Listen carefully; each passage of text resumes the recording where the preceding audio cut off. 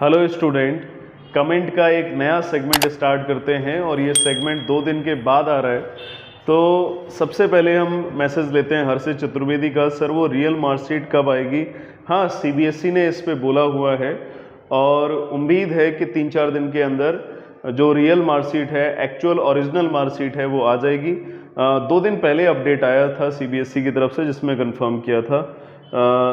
दज्जल gamer बहुत hard था लेकिन I can gain 95 marks. Very good दज्जल। नेक्स्ट कमेंट लेते हैं प्यारे मोहन का। सर फिजिक्स एंड केमिस्ट्री में सारे क्वेश्चन अटेम्प्ट किए हैं, उसके रिलेटेड 35 प्लस देगा सीबीएसई अगर सारे क्वेश्चन अटेम्प्ट किए हैं और क्वेश्चन जो है वो टॉपिक से रिलेटेड आंसर दिए हैं क्वेश्चन के, तो मार्क्स मिलने के ज़रूर चांसेस रहेंगे।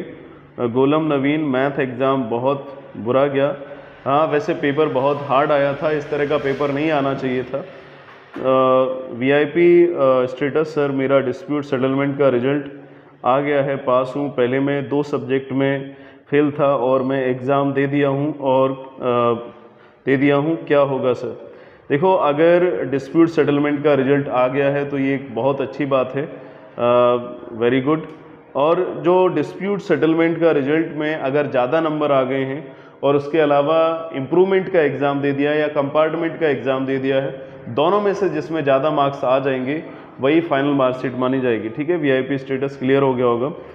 नवनीत गर्ग, सर डिस्प्यूट का रिजल्ट कब आएगा? डिस्प्यूट का रिजल्ट कुछ बच्चों का आ गया है, कुछ बच्चों का नहीं आया है, लेकिन 30 सितंबर तक सबका आ जाएगा। Rajneesh Pandey, sir please read my message and sir please give me your guidance because teacher is only one person who provide you correct path in your life. Sir will be waiting for your reply. Okay, Rajneesh, if you have any doubt related to the topic, related to the improvement compartment exam, you can comment me and I will give you right answer. Okay Rajneesh, next Sachin Rajput, हम पूरा question solve किया, जो नहीं आता था वो भी किया है और 8 मार्क्स का सही बनाया हूँ और क्वेश्चन 5 बनाया हूँ, तो थोड़ा मिस्टेक हो गया। देखो सचिन राजपूत, मैं समझ गया, ज़्यादातर अगर क्वेश्चन अटेम्प्ट किए हैं, ज़्यादातर का मतलब सारे अगर क्वेश्चन अटेम्प्ट किए हैं, उसमें से 3 या 4 क्वेश्चन अगर गलत हैं और सारे क्वेश्चन सही हैं, तो पास होने से फिर कोई नहीं रोक सकता, पास होने के पूरे चांसेस रहेंगे। नेक्स्ट लेते हैं भावना चौधरी। सर एनआईओएस वालों को एग्ज़ाम अक्टूबर में है और रिजल्ट में दिसंबर में, हम कॉलेज में एडमिशन कैसे लेंगे? हाँ, ये प्रॉब्लम है।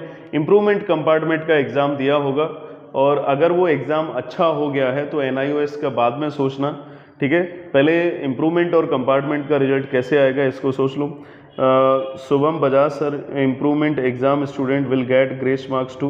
देखो, इस पे शुभम काफ़ी ज़्यादा प्रोटेक्शन स्टार्ट हो गया है, ये ट्विटर पे भी काफ़ी हैशटैग चल रहा है कि जो ग्रेस मार्क्स हैं उनको बच्चों को देना चाहिए। अब देखते हैं अगला स्टेप क्या होता है इस पर। Ranjan Priyanshu, sir I have registered for my only mathematics class 12 री exam, what will happen if I leave that exam?